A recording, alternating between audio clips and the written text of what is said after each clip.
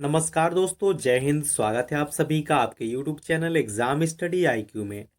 दोस्तों, आज की इस वीडियो में हमने लिया है इतिहास का सबसे ज़्यादा इम्पोर्टेंट टॉपिक प्राचीन भारत। फ्रेंड्स, प्राचीन भारत से मैंने सेलेक्टेड 15 क्वेश्चन लिए हैं जो एग्जाम में बार बार पूछे गए हैं। तो आप पूरा वीडियो बहुत ध्यान से देखिए और याद करते हुए चलिए। तो चलिए स्टार्ट करते हैं फर्स्ट क्वेश्चन से। तो फर्स्ट क्वेश्चन है, भारत में वैदिक सभ्यता किस नदी के किनारे विकसित हुई थी। फ्रेंड्स, ये वेरी वेरी इंपॉर्टेंट क्वेश्चन है कि भारत में वैदिक सभ्यता किस नदी के किनारे विकसित हुई थी। तो ये विकसित हुई थी सरस्वती नदी के किनारे। किस नदी के किनारे? सरस्वती नदी के किनारे। तो इसका राइट ऑप्शन क्या हो जाएगा? बी हो जाएगा। फ्रेंड्स, भारत में वैदिक सभ्यता सरस्वती नदी के किनारे विकसित हुई थी। सरस्वती नदी जो है फ्रेंड्स, ये विलुप्त हो चुकी है। ये वर्तमान में विलुप्त हो चुकी है। और फ्रेंड्स, आपको बता दें कि ऋग्वेद में जो सरस्वती नदी है, इसे नदी तमा नाम से जाना जाता है और यह ऋग्वेद की सबसे पवित्र नदी है। तो ये आप याद रखिए। फ्रेंड्स फ्रेंड्स बात करें वैदिक सभ्यता की, तो वैदिक सभ्यता आर्य सभ्यता तथा लौह सभ्यता के नाम से भी जानी जाती है। तो ये आप याद रखिए। यहीं बात करें नर्मदा नदी की, तो नर्मदा नदी है, यह मध्य प्रदेश स्थित अमरकंटक की पहाड़ियों से निकलती है, जिसे प्राचीन काल में आर्यावर्त की सीमा भी कहा जाता है। तो ये भी आप याद रखिए। यहीं बात करें गोदावरी नदी की, तो फ्रेंड्स जो गोदावरी नदी है, यह दक्षिण भारत की प्रमुख नदी है, जिसका उद्गम महाराष्ट्र के नासिक जिले से होता है। तो ये भी आप याद रखिए। यहीं बात करें ताप्ती नदी, तो फ्रेंड्स इसे ताप्ती नदी और तापी नदी भी कहते हैं। और फ्रेंड्स ये मध्य प्रदेश के बैतूल जिले से मूलतई नामक स्थान से निकलती है। तो ये भी आप याद रखिए। फ्रेंड्स, वीडियो अच्छा लग रहा है, हेल्पफुल लग रहा है, तब आप इस वीडियो को लाइक और चैनल को सब्सक्राइब जरूर कर लें और बेल नोटिफिकेशन को ऑन कर लें ताकि वीडियो का नोटिफिकेशन आपको मिलता रहे। अगला क्वेश्चन है फ्रेंड्स, हर्यक वंश का शासक अजातशत्रु किसका पुत्र था। ये भी friends very very important question है। हर्यक वंश का शासक जो अजातशत्रु था, ये किसका पुत्र था। तो फ्रेंड्स ये पुत्र था, किसका था? बिंबिसार का पुत्र था। जो अजातशत्रु था, ये बिंबिसार का पुत्र था। तो इसका राइट ऑप्शन क्या हो जाएगा? सी हो जाएगा। फ्रेंड्स, बिंबिसार को मगध साम्राज्य का प्रथम वास्तविक विस्तारक भी माना जाता है। तो ये आप याद रखिए। अगला क्वेश्चन है, चौथी शताब्दी ईसा पूर्व में मगध की राजधानी को कहाँ स्थानांतरित कर दिया गया था। तो फ्रेंड्स ये कहाँ किया गया था? तो फ्रेंड्स जो मगध की राजधानी थी, इसको स्थानांतरित किया गया था पाटलिपुत्र में। कहाँ किया गया था? पाटलिपुत्र में किया गया था। तो इसका सही ऑप्शन क्या हो जाएगा? डी हो जाएगा। फ्रेंड्स, मैं आपको बता दूं कि हर्यक वंश के शासक उदयन ने सोन तथा गंगा नदी के संगम पर पाटलिपुत्र नगर की स्थापना की थी और अपनी राजधानी को राजगृह से हटाकर पाटलिपुत्र स्थानांतरित कर दिया था। तो ये आप याद रखिए। अगला क्वेश्चन है, चौथी शताब्दी ईसा पूर्व मगध की राजधानी कहाँ थी। तो फ्रेंड्स जो चौथी शताब्दी ईसा पूर्व में मगध की राजधानी थी, वो राजगृह थी। क्या थी? राजगृह। तो इसका राइट ऑप्शन ए हो जाएगा।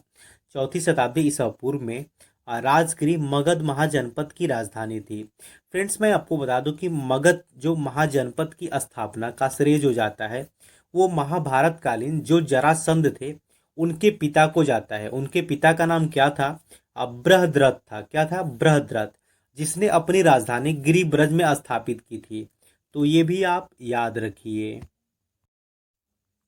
अगला क्वेश्चन है, हर्यक वंश से मगध के पहले शासक कौन थे।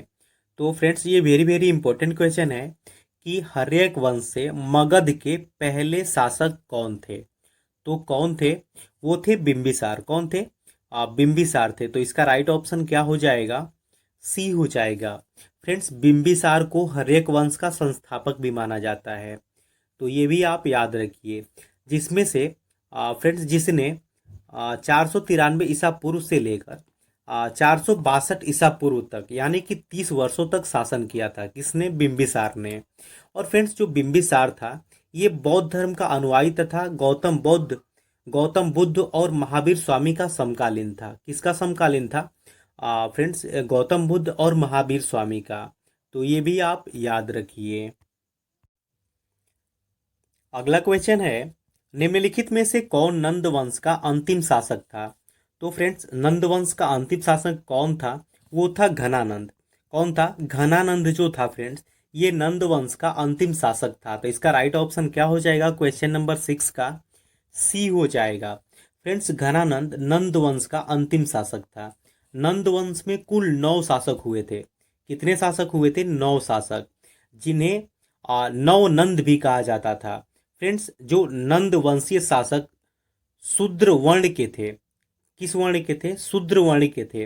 इनकी जाति जो थी फ्रेंड्स, ये नाई थी। तो ये भी आप याद रखिए।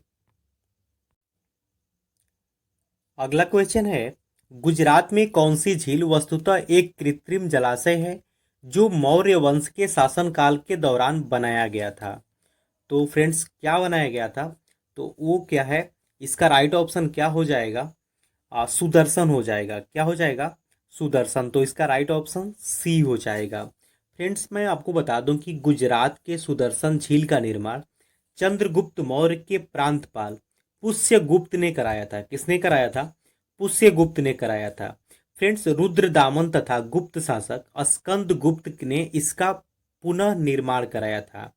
तो ये आप याद रखिए कि पुनः निर्माण इसका स्कंदगुप्त के चंद्रपाल द्वारा कराया गया था। किसके द्वारा कराया गया था?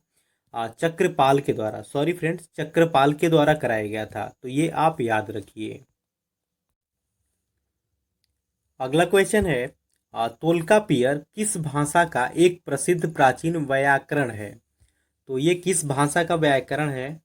तो फ्रेंड्स, ये है किस भाषा का है? तमिल भाषा का है। तो इसका राइट ऑप्शन क्या हो जाएगा? ए हो जाएगा। फ्रेंड्स, मैं आपको बता दूं कि तोल्कापियर तमिल भाषा का एक प्राचीन व्याकरण थे और जिन्होंने तोल्कापियम नामक व्याकरण की रचना की थी। किसकी रचना की थी? तोल्कापियम। तो ये आप याद रखिए। अगला क्वेश्चन है, लगभग 600 वर्षों तक परित्यक्त रहने के बाद सांची की खोज किस वर्ष की गई थी? तो फ्रेंड, जो सांची की खोज की गई थी, कब की गई थी? ये की गई थी 1818 ईस्वी में। कब की गई थी? 1818 ईस्वी में सांची की खोज की गई थी। तो इसका राइट ऑप्शन क्या हो जाएगा? बी हो जाएगा। फ्रेंड्स, सांची की स्तूप जो था, सांची की स्तूप, इसकी खोज कब की गई थी? 1818 में की गई थी। और जो सांची का स्तूप था फ्रेंड्स, इसका निर्माण तीसरी शताब्दी में हुआ था। और इसका निर्माण किसने कराया था? तो इसका जो निर्माण कराया था अशोक, सम्राट अशोक ने कराया था। किसने कराया था? सम्राट अशोक ने कराया था। कब कराया था? 1818 ईस्वी में। अगला क्वेश्चन है, किस स्तंभ शिलालेख में समुद्रगुप्त की उपलब्धियां अभिलिखित की गई हैं? तो फ्रेंड्स, ये की गई हैं इलाहाबाद स्तंभ में। किसमें की गई हैं? इलाहाबाद का जो स्तंभ है, इसमें की गई हैं। किसकी उपलब्धियां? समुद्रगुप्त की। तो इसका राइट ऑप्शन क्या हो जाएगा? डी हो जाएगा। फ्रेंड्स, मैं आपको बता दूं कि इलाहाबाद स्तंभ लेख में गुप्त शासक समुद्रगुप्त की उपलब्धियों का उल्लेख किया गया है, जिसे प्रयाग प्रशस्ति के नाम से भी जाना जाता है। इस प्रशस्ति की रचना कवि हरिसेन द्वारा की गई थी। किसके द्वारा की गई थी? हरिशेर के द्वारा। तो ये आप याद रखिए। अगला क्वेश्चन है, गुप्त वंश के अंतिम स्वीकृत सम्राट कौन थे? तो फ्रेंड्स, गुप्त वंश के अंतिम स्वीकृत सम्राट कौन थे? वो थे विष्णुगुप्त। कौन थे? विष्णुगुप्त थे। तो इसका राइट ऑप्शन डी हो जाएगा।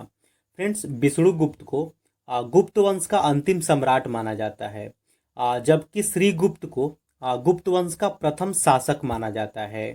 तो ये भी आप याद रखिए। फ्रेंड्स, जो गुप्त वंश के प्रथम शासक थे, जिसने गुप्त वंश की स्थापना की थी, तो वो स्थापना कब की थी? वो की थी 275 ईस्वी में। कब किया था? 275 ईस्वी में किया था। और किसने किया था? तो फ्रेंड्स, वो किया था श्रीगुप्त ने। किसने किया था? श्रीगुप्त ने। तो ये भी आप याद रखिए। अगला क्वेश्चन है, गुप्त शासकों ने कौन सा कर लगाया था जो हल कर था? तो फ्रेंड्स, गुप्त शासकों ने ऐसा कौन सा कर लगाया था जो हल कर था? तो वो लगाया था, उसका नाम है हलीवाकर। क्या है? हलीवाकर। तो इसका राइट ऑप्शन क्या हो जाएगा? सी हो जाएगा। अच्छा फ्रेंड्स, ये जो हलीवाकर है ये क्या है? तो फ्रेंड्स मैं आपको बता दूं कि जो हलीवाकर है ये गुप्तकालीन कर था, जिसे एक हल कर कहा जाता था, जिसे हल जोतने वाले प्रत्येक किसान पर लगाया जाता था। यह एक आवधिक कर था, तो ये भी आप याद रखिए। अगला क्वेश्चन है, हर्षचरित कन्नौज के शासक हर्षवर्धन की जीवनी है, यह किसके द्वारा लिखी गई थी? तो फ्रेंड, जो हर्षचरित लिखा गया था ये किसके द्वारा लिखा गया था? तो ये लिखा गया था बाणभट्ट के द्वारा। किसके द्वारा लिखा गया था? बाणभट्ट के द्वारा लिखा गया था। तो 13 नंबर का राइट ऑप्शन क्या हो जाएगा? सी हो जाएगा। फ्रेंड्स, हर्षवर्धन के राजकवि बाणभट्ट ने हर्ष के जीवन पर आधारित हर्षचरित नामक ग्रंथ का उल्लेख किया था। तो ये भी आप याद रखिए। अगला क्वेश्चन है, वेनसांग किस सम्राट के शासनकाल में भारत का दौरा किया था? तो फ्रेंड, जो वेनसांग था ये एक चीनी यात्री था और इसने हर्ष के शासनकाल में भारत का दौरा किया था। तो इसका राइट ऑप्शन क्या हो जाएगा? डी हो जाएगा। फ्रेंड्स, आपको बता दूं कि वेनसांग एक प्रसिद्ध चीनी यात्री था जिसने भारत में रहकर बौद्ध धर्म का अध्ययन किया तथा इसका अध्यापन भी किया था और हर्षवर्धन का ये प्रिय पात्र था। तो किसके शासनकाल में आया था? हर्षवर्धन के शासनकाल में आया था। अगला क्वेश्चन है, भारत के किस राज्य में प्राचीन काल के अल्पकालिक राज्य थे? तो फ्रेंड्स, भारत के किस राज्य में अल्पकालिक राज्य थे? तो ये थे केरल में। कहाँ पे थे? केरल में थे। तो इसका राइट ऑप्शन क्या हो जाएगा? ए हो जाएगा। अच्छा फ्रेंड्स, ये राज्य कौन कौन से थे इनका नाम आप जान लीजिए। तो एक था कोलथुनाडु। क्या था? कोलथुनाडु। और दूसरा राज्य था बुल्लुवनाड। कौन था? बुल्लुवनाड। और तीसरा जो राज्य था ये था ये क्यूमकर। कौन था? ये क्यूमकर। तो फ्रेंड्स, इसके बारे में डिटेल में आप जान लीजिए। उपर्युक्त जो तीनों राज्य थे ये केरल में स्थित थे। जो कोलथुनाडु राज्य था ये भारत में पुर्तगाल कमांडर अरमाडा के समय में मालाबार तट पर स्थित था। और फ्रेंड्स, जो वल्लुवनाड राज्य था ये भरतपुजा नदी बेसिन में स्थित था। और जो तीसरा था ये क्यूमकुर, ये केरल के दक्षिणी भाग में स्थित था। तो ये आप याद रखिए। फ्रेंड्स, वीडियो अच्छा लगा, हेल्पफुल लगा, तब आप इस वीडियो को लाइक और चैनल को सब्सक्राइब जरूर कर लें और बेल नोटिफिकेशन को ऑन कर लें ताकि वीडियो का नोटिफिकेशन आपको मिलता रहे। Thanks for watching.